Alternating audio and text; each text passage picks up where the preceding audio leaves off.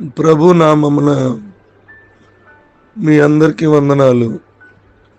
ఈరోజు దేవుని యొక్క వాక్యము కీర్తన గ్రంథం 54 అధ్యాయం 2వ వచనం. దేవా, నా ప్రార్థన వినుము, నా నోటి మాటలు చెవియొగ్గుము. కీర్తన 54:2.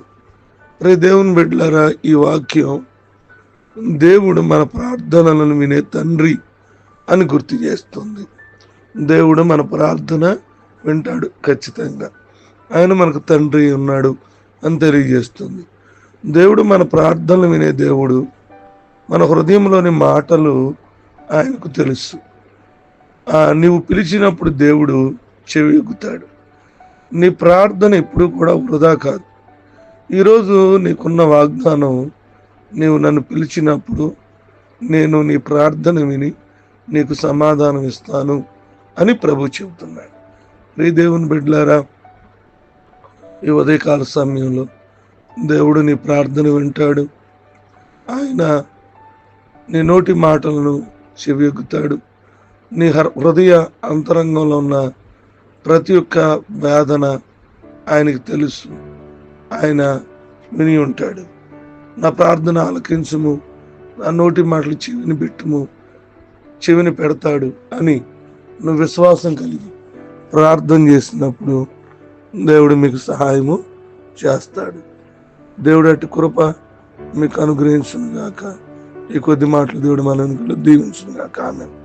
మా ఉన్నతుడా మీకు స్తోత్రాలు, మహాపరిశుద్ధుడా మీకు వందనాలు. రాత్రంతా కాచారు.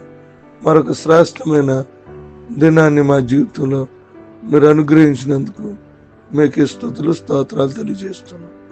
దేవా, నా ప్రార్థన ఆలకించు, నా నోటి మాటలను చెవిని పెట్టు అని వాక్యం ద్వారా మీరు మాతో మాట్లాడారు. మీరు ప్రార్థన ఆలకించే దేవుడు, మీ నాయన మాటలు చెవిని పెట్టేటువంటి దేవుడు. అందుని బట్టి మిమ్మల్ని స్తుతిస్తూ మహింపరుస్తూ ఉన్నాం. ఈ దినము నైనా మా పని పాటల్లో తోడుగుండండి. పుట్టినరోజులు, వివాహ దినాలు, అనారోగ్యాల్లో, ఆర్థిక సమస్యల్లో సహాయం చేయండి. ఈ దినము ఎగ్జామ్ రాస్తున్న బిడ్డలకి మీ తోడు, మీ కాపుదల, సంరక్షణ దయచేయమని కోరుకుంటున్నాను. ఈ దినమంతా కూడా మమ్మల్ని ఖాయమని, మీరే బలపరచమని, మా అవసరతలన్నీ తీర్చమని ప్రభు పేరట ప్రార్థన చేస్తాను. యెహోవాకు అసాధ్యమైంది ఏమి లేదు, సమస్తము సాధ్యమే. ఈ దినమంతా కూడా కాచి కాపాడి నేను భయంకరమైన ఎండ వాతావరణ పరిస్థితుల్లో మీరే తోడుగుండి, సిలువ ధ్యాన పుడికలు తోడుగుండి మీ కృపలో నడిపించమని ఈ ప్రార్థన ఇస్తున్నాం నడుచున్నాం తండ్రి. ఆమేన్.